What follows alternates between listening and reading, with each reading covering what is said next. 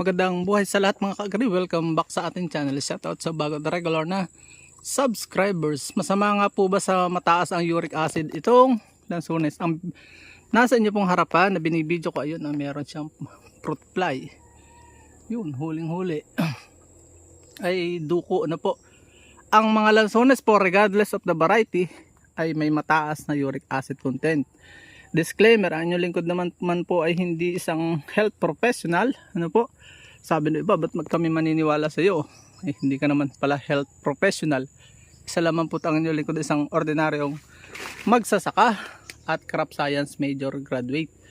Subalit, ang personal ko pong karanasan, halos hindi ako makaihi sa sobrang dami ng nakain ko.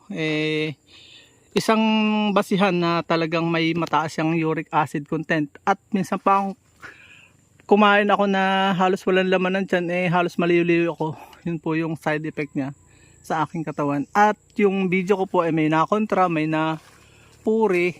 At lately, may nag-comment, wala ako'y napadpad sa i-video mo.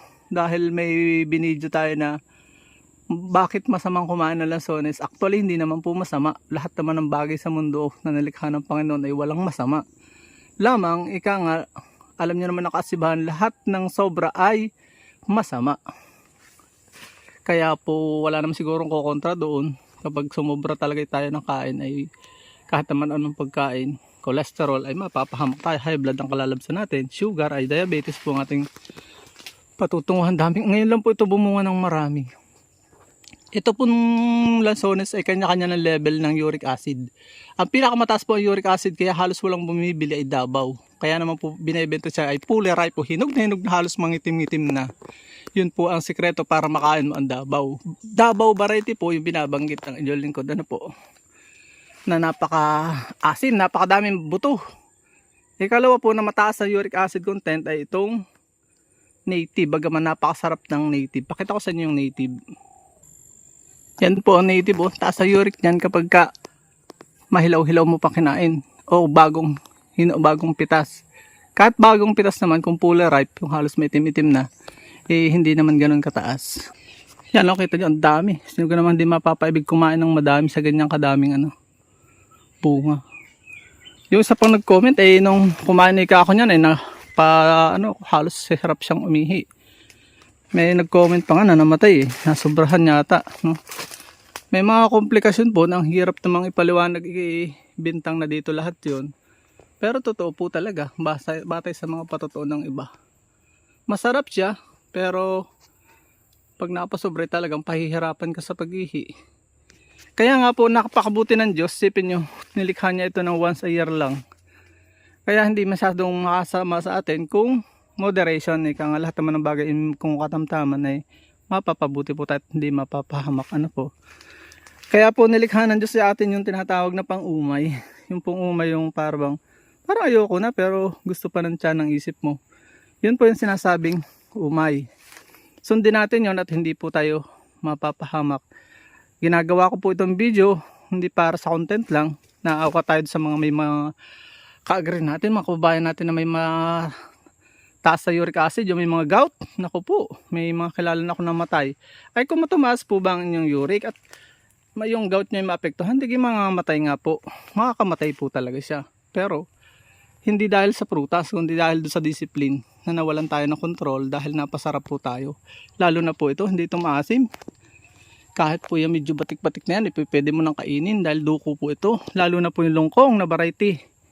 Yung aming longkong manibalang palang pag fully ripe. Maasim siya pagka taas ang uric din niya pagka manibalang. Pag fully ripe napakatamis, makakaubos ka talaga ng marami. Yun po ang dahilan. Kaya marami ring na-addict sa lansones. Kaya hindi ko nais na bawasan yung customer ng ating mga ka-agri, lalo't kami nagtatanim din. Pero kailangan balanse po ang ating pagbablog. Yung pros and cons, mga negative and positive side, kailangan malaman natin mga ka-agri. Na sa gayon ay tayo po ay maging balancing vlogger. Hindi lang tayo para sa pansariling kapakinabangan na bumenta yung ating mga halamang tanim. Yun lang po, at nawa ay comment to below sa mga health professional kung ano ba talaga ang content nito. Kung kakayanin ko sana, kaso mo hindi naman po itong aking focus, aking lalagyan ng sana yung analysis kung gaano kadami yung uric acid content ng Davao, Duco, Longkong, Native.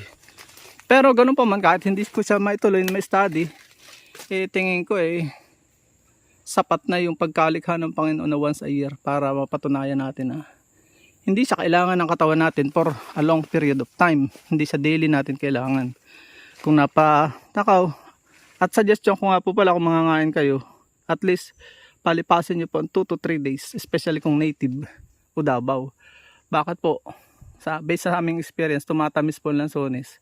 Depende sa season, kung sobrang ulan hindi rin. Pag tumatamis, nababawasan po yung uric acid content. Kaya yung effect nito ay hindi rin ganun kadamaging sa ating katawan pagka bumaba ng uric acid. Yun lang po. Ang conclusion ko po ay walang masamang nilikha ang Panginoon kung sasamahan natin ng wisdom ang paggamit at pagkain nito. Moderation is the key sa lahat ng bagay na nilikha ng Panginoon na pagtiwala po sa atin. Palambing po bago tayo magtapos.